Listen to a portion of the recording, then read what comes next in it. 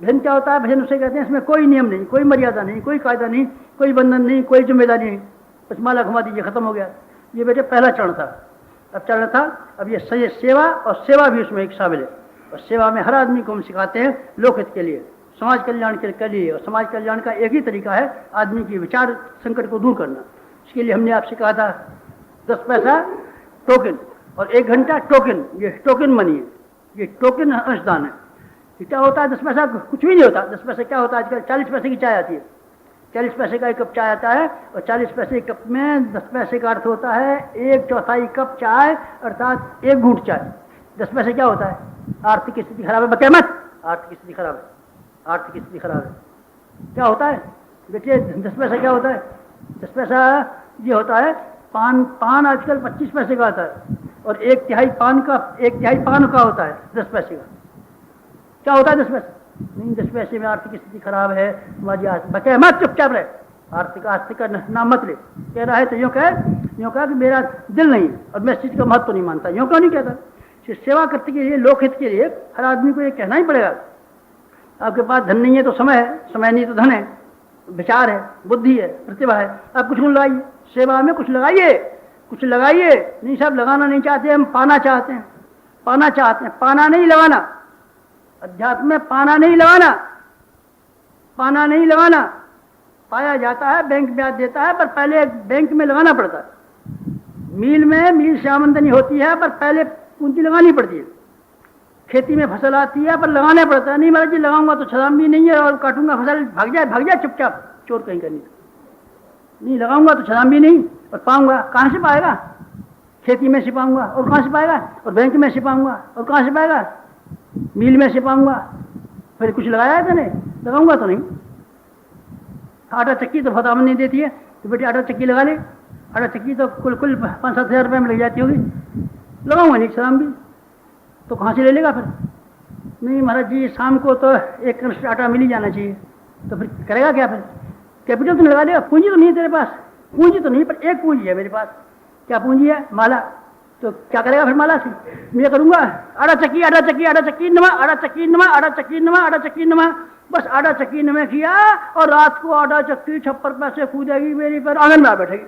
अच्छा महाराज जी, उन पंडित जी ने बता दिया है मुझे। क्या बता दिया है? कि तू ये जब किया कर, लक्ष्मी नमः, लक्ष्मी नमः, लक्ष्मी नमः, तो किससे क्या हो जाएगा? पंडित जी ने ये कहा था कि तू लक्ष्मी नमः जब करता चला जाए, और रात को 1 पोटला भर के, बंडल भर के रुपया तेरे आंगन में गिरेंगे। कौन से पंडित जी ने कहा था? वो पंडित जी है रामानंद। तो रामानंद के घर जाके देख कि रुपये का पोटला रामानंद के घर में है क्या? नहीं महाराज जी, वो तो 100 रुपये हमसे मांग रहे हैं। उससे कह रहा कि तेरे घर में पोटला नहीं क्या, दबा लड़का चाहिए। बेसिलसिले की बातें, जाहिलपने की बातें। आप ये कहना हर आदमी से, गुरु जी ने कहा है अध्यात्म जीवंत अध्यात्म। अगर मरा हुआ अध्यात्म है तो बेटे मैं आपसे कुछ नहीं कहता, लेकिन आप जीवंत, सक्रिय और जो प्रभाव उत्पन्न करने वाला अध्यात्म को जरूरत हो, तो उसमें 4 हिस्से मिले हुए हैं। साधना, जिसमें भजन ही नहीं है, जीवन साधना भी जुड़ी हुई है। एक स्वाध्याय भी जुड़ा हुआ है। भजन कर लेते हैं, स्वाध्याय कर, भजन करना हो चाहे मत करना, भजन को बंद कर। स्वाध्याय का अर्थ है विचारों का परिष्कार। ये विचार रोज गंदे होते हैं। स्वाध्याय और संयम की बात मैं कह चुका, और मैं आपसे ये निवेदन कर रहा था कि सेवा की बुद्धि हर एक में पैदा कीजिए। लेने की नहीं, देने की, लेने की नहीं, देने की, लेने की नहीं, देने की, लेने की नहीं, देने की। आचार्य जी से लेकर वरदान लेके आएंगे, देने की बात सबसे लेके जाएगा, डाकू कोई नहीं, सबसे वरदान लेके आवेगा, सबसे वरदान ही मांगता रहता है। संतोषी माता से भी वरदान, फलाने से वरदान, सब सारे वरदान भिखारी। मित्रों क्या करना चाहिए? आध्यात्मिकता का स्वरूप समझाइए हर आदमी। अध्यात्म को सोच समझाइए कि बीज की तरीके से गलना पड़ता है, बीज की तरीके से गलने के बाद में पेड़ की तरीके से फलने का मौका आता है। गलेंगे तो नहीं तो फलेगा भी नहीं, गलेंगे नहीं तो फलेगा भी नहीं, गलेगा नहीं तो फलेगा भी नहीं, गलेगा नहीं तो फलेगा भी नहीं। नहीं, हम तो फलेंगे और फलना चाहते हैं, और सिद्धि चाहते हैं, और आशीर्वाद चाहते हैं, और वरदान चाहते हैं। ना तो ये आशीर्वाद मिलना है, ना तो ये सिद्धि मिलनी है, ये वरदान मिलना है, ना तो ये प्यार मिलना है, ना ईश्वर के बावली कुछ नहीं मिलना है। गलना तो है, सीख पहले। इसलिए मित्रों क्या करना चाहिए? समग्र अध्यात्म की आप शिक्षा दीजिए। समग्र अध्यात्म हर आदमी को सिखाइए। समग्र अध्यात्म, जीवंत अध्यात्म, मरा हुआ सड़ा हुआ अध्यात्म नहीं, जिसमें यह बताया गया था कि राम नाम लीजिए, राम नाम जपना पराया माल अपना, ये जप कर ले और ये पाले और ये जप कर ले। ये क्या है? सड़ा हुआ अध्यात्म है। मरा हुआ अध्यात्म। हर आदमी से कहिए मरा हुआ, गुरु जी ने कहा है मरा हुआ सड़ा हुआ अध्यात्म अब काम नहीं दे सकता। अब जीवंत अध्यात्म से कई चमत्कार देखिए, और गुरु जी ने भी जीवंत चमत्कार के जीवंत अध्यात्मिक अपनाया और उन्होंने चमत्कार पाया। आप में से जो कोई भी आदमी चमत्कार पाने का इच्छुक, भगवान का अनुग्रह पाने का इच्छुक, भगवान का सहायता करने के इच्छुक, उनको जीवंत अध्यात्म में अपनाना पड़ेगा। आप कहना हर आदमी से आप परिव्राजक हैं। दूसरा संदेश बताना हमारा क्या? पहला संदेश समयदान। समयदान गुरु जी ने पल्ला पसार करके, महाकाल ने पल्ला पसार करके, युग के देवता ने पल्ला पसार करके हर आदमी से मांगा है आपके पास समय हो तो हमें दें। और समय देना केवल उनके लिए संभव हो सकता है जो बहुत भौतिक महत्वाकांक्षाओं पर अपने पर नियंत्रण लगा सकता है। उसके अलावा कोई समय नहीं देगा तो केवल बनावट के लिए देगा, दिखावट के लिए देगा, ढोंग के लिए देगा, थोड़ा समय देगा। और जितना समय देगा उससे ज़्यादा विज्ञापन करना चाहेगा, उससे ज़्यादा कुछ पाना चाहेगा। उससे हमारा कोई काम नहीं बन सकता। मित्रों, 2 बात मैंने बता दी, समयदान की मांग और समग्र जीवंत अध्यात्म की बात। 5 कार्यक्रम हमारे वो हैं जो हम पिछले बार आपको बता के चुके हैं। ये आपके अभ्यास के लिए, आपका अभ्यास पिछले 5 वर्ष के, पिछले साल के पुनर्गठन वर्ष के हमारे जो प्राथमिक स्कूल होते हैं उसमें ज़्यादा होते हैं विषय। बच्चों को 8वें दर्जे में कई विषय पढ़ाए जाते हैं। गणित भी कंपलसरी, भूगोल भी कंपलसरी, हिसाब भी कंपलसरी, भाषा भी कंपलसरी, इतने विषय, हाँ बहुत सारे विषय प्राथमिक वर्ष में। अगले में बीए में तो 3 विषय रह जाते हैं और 5, अरे पहले बच्चों को 5 थे फिर 3 हो जाते हैं। 5 विषय हमने 5 साल दिए थे। और आप में से हर आदमी से कहा था ये छोटे हैं चाहे बड़े हैं, बड़े महत्वपूर्ण कार्य हैं, बड़े महत्वपूर्ण कार्य हैं। और हमको युग क्रांति की, युग परिवर्तन की भूमिका निभाने के लिए जरा से काम, नन्हे से काम अत्यधिक महत्वपूर्ण है। आप इन 5 को पूरा करने की कोशिश कराइए और कोशिश कीजिए। जहाँ भी हमारे संगठन है और वहाँ जहाँ हमारा जीवन है, इन 5 कामों को जो पिछले वर्ष बता के चुके हैं उनको चलाने की कोशिश कीजिए। आप जहाँ अगर परिव्राजक हैं तो कोशिश कीजिए। ये 5 काम अभी चल रहे हैं कि नहीं चल रहे हैं? 5 कामों की श्रृंखला भी बैठी कि नहीं बैठी? 5 का क्रम बैठा कि नहीं बैठा? क्या क्या थे 5? हमने ये कहा था इस युग को आगे बढ़ाने वाली शक्ति का नाम संघ शक्ति है। संगठन के बिना नहीं। सोमवती की अमावस्या के दिन लाखों आदमी की गंगा जी पे भीड़ आती है, असंगठित भीड़। कुंभ के मेले पर लाखों धार्मिक आते हैं, असंगठित। और संगठित बेटे भिंड मुरैना में 50 आदमियों के गिरोह थे, 30 आदमी के गिरोह थे। उन्होंने सारे जिले को नाक में दम कर दिया और लोगों से कहा वोट इसको पड़ेगा, एमएलए ये होगा। कौन होगा? ये मुकुट मोहर सिंह एमएलए होगा। कौन कह रहे हैं? ये 30 डाकू कह रहे हैं। किससे कह रहे हैं? सारे जिले की जनता से कह रहे हैं आप वोट इन्हीं को देना। और हम नहीं दें तो आप अपनी बहन बेटियों को संभाल के रखना और अपने चीज़ों को संभाल के रखना, हम आपसे बदला चुका देंगे। अब कौन होगा एमएलए? सारे एमएलए ये होगा। कौन सा? जो डाकुओं ने खबर भेज दिया। क्यों साहब वही एमएलए होते हैं? हम वही एमएलए होते हैं। और जिसको चाहते हैं, जिस तरीके से निभाना चाहते हैं उस तरीके से निभा लेते हैं, और जिसको मिटाना चाहते हैं ऐसे मिटा डालते हैं। डाकू, हाँ क्यों? क्या वजह है डाकू में? संगठित,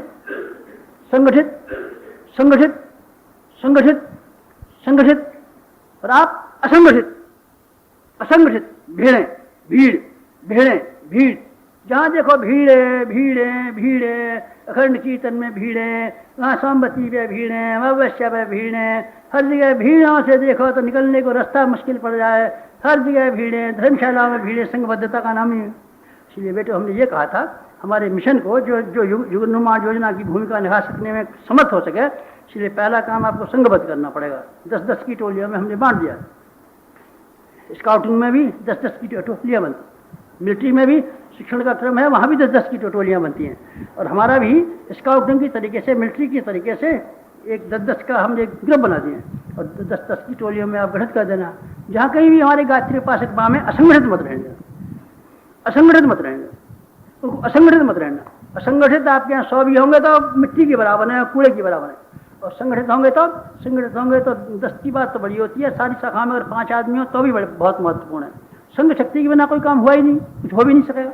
न कोई बढ़ा है न कोई बढ़ सकेगा। इसीलिए आप जोर देना। गुरु जी ने 5 साल 10-10 की टोलियों का गठन का जो क्रम बनाया था, तो आप चला रहे हैं कि नहीं चला रहे? नहीं चल रहा हो तो आप जहाँ कहीं भी जाएँ, जहाँ हमारी शाखा अभी तो आपको वहीं भेज रहे हैं, नए स्थानों पर नहीं भेज रहे। अभी आपको हम विदेश में नहीं भेज रहे। अभी आपको जो मॉरिशस की मांग है उसके लिए हम नहीं भेज पा रहेंगे आपको। अभी हमको ये विश्वास नहीं है कि आप वहाँ जाएंगे तो ये सृजनात्मक कार्य यहाँ कर रहे हैं वो वहाँ कर लेंगे कि नहीं होंगे। आपको पहला इम्तिहान पास करना पड़ेगा। अमेरिका में के लिए जो आदमी नौकरी करने जाते हैं उनका पहले उच्चारण का आजकल वो होता है। क्या चीज़? इम्तहान होता है। आप इसको ठीक तरीके से अमेरिकन लोगों से बातचीत कर सकते हैं, नहीं कर सकते? अगर बातचीत नहीं कर सकते हैं तो आप नहीं प्रवेश कर सकते। आपको हम जाने कहाँ कहाँ भेजने वाले हैं, जाने कहाँ कहाँ भेजने वाले हैं, पर आपको छोटे क्षेत्र में, जहाँ हमारे पहले संगठित क्षेत्र थे, वहीं शाखाओं में भेजने वाले थे, आपको भी वहीं और जगह भेजने वाले थे। अब भेजेंगे, हाँ बेटे अब जरा नियंत्रण करना पड़ेगा, क्योंकि अब ये बाढ़ जो है बहुत ज़बरदस्त आ गई है।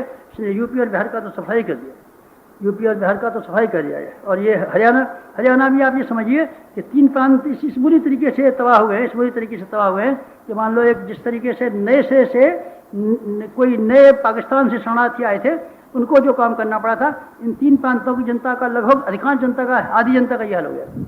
यज्ञों का सिलसिला क्या चलेगा, हम बेटे कुछ कम करेंगे। अब हमारा ये विचार था कि दिवाली से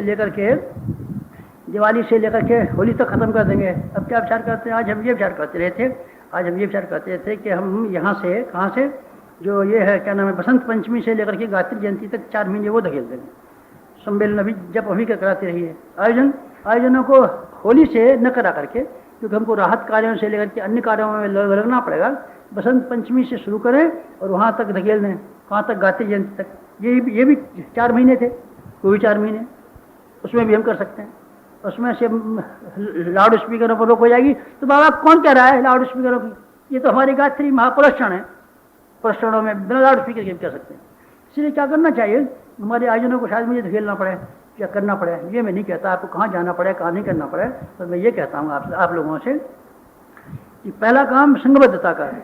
संघबद्धता का आप वहाँ जाएँ तो अभी हम वही भेज रहे हैं आपको जहाँ हमारे संगठन है, फिर हम वहाँ भेजेंगे जहाँ संगठन नहीं है, तब फिर आप कहाँ भेज देंगे? फिर हम बेटे चाहे की भेज देंगे आपको। सारे संसार भर में मांग है, 74 देशों में तो हिंदुस्तानी बहुत हैं, वही भेज सकते हैं, और ज़रूरत पड़ेगी तो जहाँ हिंदुस्तान नहीं है वहाँ भेज सकते हैं। पर आपको मालूम तो पड़े कि आप कहाँ हैं, किस पानी में। संगठन के बारे में आपका कुछ मन भी है कि नहीं, संगठन पर आपका विश्वास भी है कि नहीं, संगठन के लिए आपका उत्साह भी है कि नहीं, संगठन की महत्ता को समझते भी है कि नहीं, और संगठन के लिए आप कोशिश और चेष्टा भी कर सकते हैं कि नहीं। इसलिए क्या करना चाहिए, संघबद्धता का एक टोली नायक का हमारे पास काम था, और ये काम था कि आप संगठन संगठन संगठन संगठन संगठन संगठन हर जगह ये आवाज़ लगाइए कि जितने भी आदमी हो संघबद्ध करके रहें। संघबद्धता के लिए क्या करना पड़ेगा बेटे, हमने जन्मदिन की प्रथा चलाई थी, और वो बड़ी महत्वपूर्ण प्रथा है जन्मदिन की।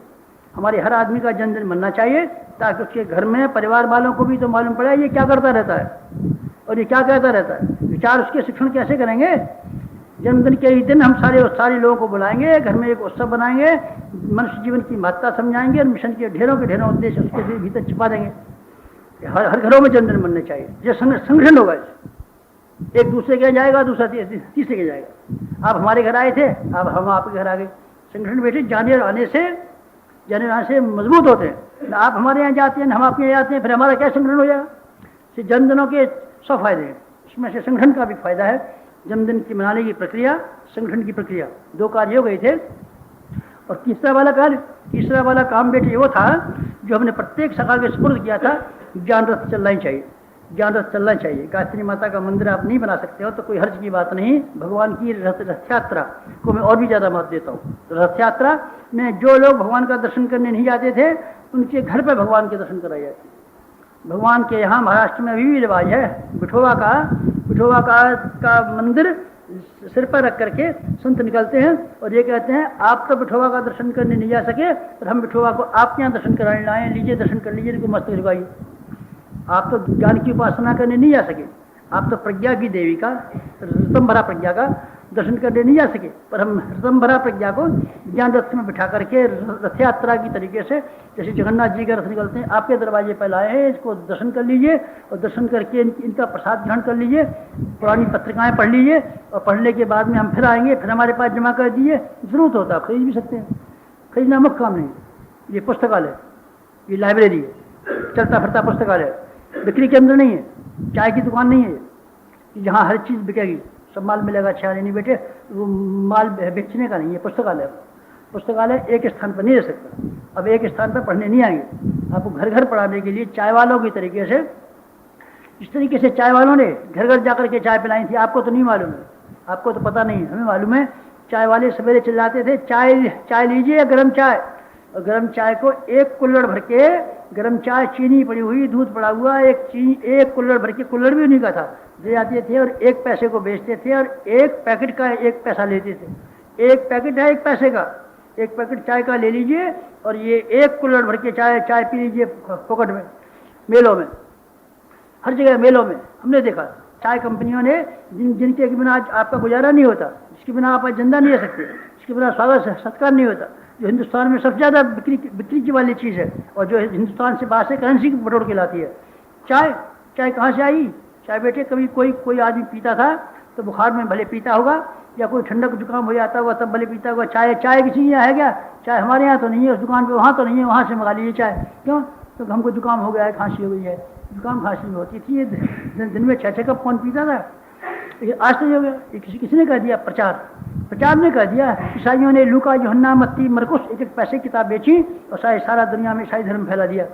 हमको भी बेटे नए युग का संदेश युग साहित्य के रूप में, व्यापार के रूप में नहीं, युग साहित्य के रूप में।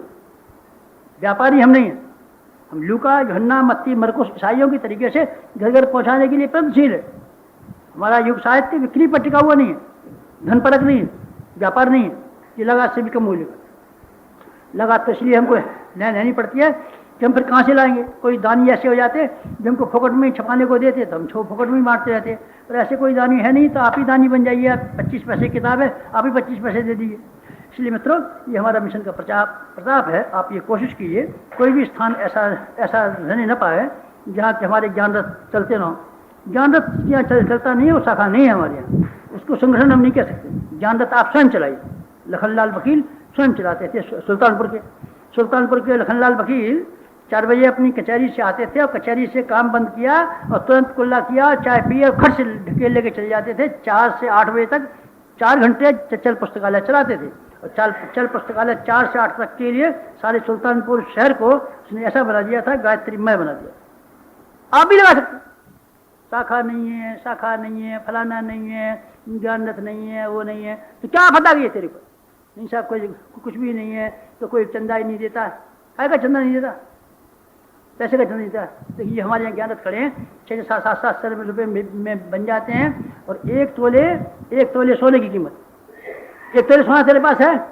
हमारा जी है तो सही, मेरी औरत के पास तो 26 तोले हैं, उसमें से एक तोले काट, 1 तोले बेच क्या?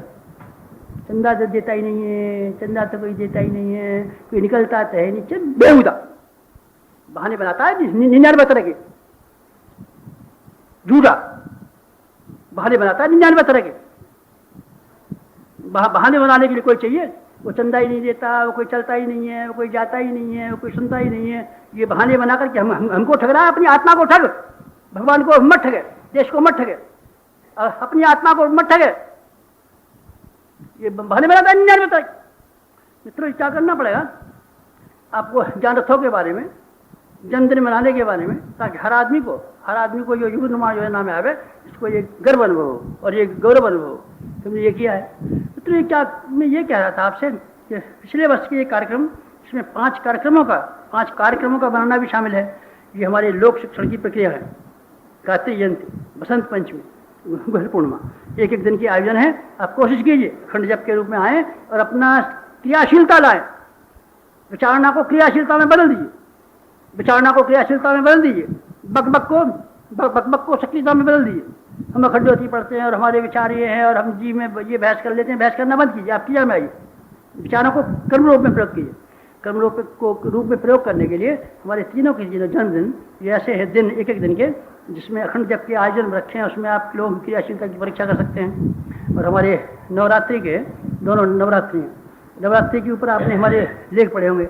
9 दिन के शिविर हैं और हम चाहते हैं हर गाँव में शिविर लगे। यहाँ शांति कुंज में 10-10 दिन के हम शिविर लगाते रहे। हम चाहते हैं हर शाखा में 10-10 दिन के शिविर लगे। साधना शिविर, ज्ञान यज्ञ, रात्रि को ज्ञान यज्ञ, सवेरे का साधना शिविर। ये क्या हो जाएगा? युग शक्ति के उदय करने के लिए दोनों नवरात्रियों का प्रसार हम ऐसे तरीके से कर सकते हैं कि सारे देश को और विश्व को जगा करके स्थानीय लोगों की सहायता से इस शिविरों को संपन्न कर लें। दोनों नवरात्रियों के शिविर, गुरु पूर्णिमा, बसंत पंचमी, गायत्री जयंती, 5 पर्वों को बनाना। ये 5 मुखी गायत्री की उपासना है, ये पंचकोशों का जागरण है, ये 5 देवताओं की आराधना है। आप जो भी नाम देना चाहें, 5 का प्रचार करने के लिए शुरुआत करें।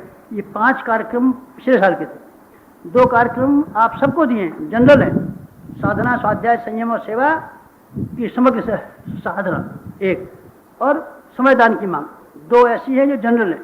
5 कार्यक्रम वो हैं जो हमने पिछले वर्ष पुनर्गठन वर्ष में दिए थे, और 3 कार्यक्रम वो हैं जो इस साल को दिए। कुल मिलाकर के 10 कार्यक्रम हो जाते हैं। आप इनको पूरा करने की कोशिश करना, ताकि ये मालूम पड़े, ताकि आपका इम्तहान हो जाए, ताकि आपकी जानकारी सक्रियता का पता चल जाए, ताकि आपकी भावनाओं का इम्तहान हो जाए, ताकि आपके करने की कुछ लगन है ये मालूम पड़ जाए। ये आपके 10 पर्चे, ये 10 विषय, 10 सवाल ऐसे हैं जो आपकी परख कर इससे जो उद्धार हो जाएगा, चयन हो जाएगा, और आपका इम्तहान हो जाएगा।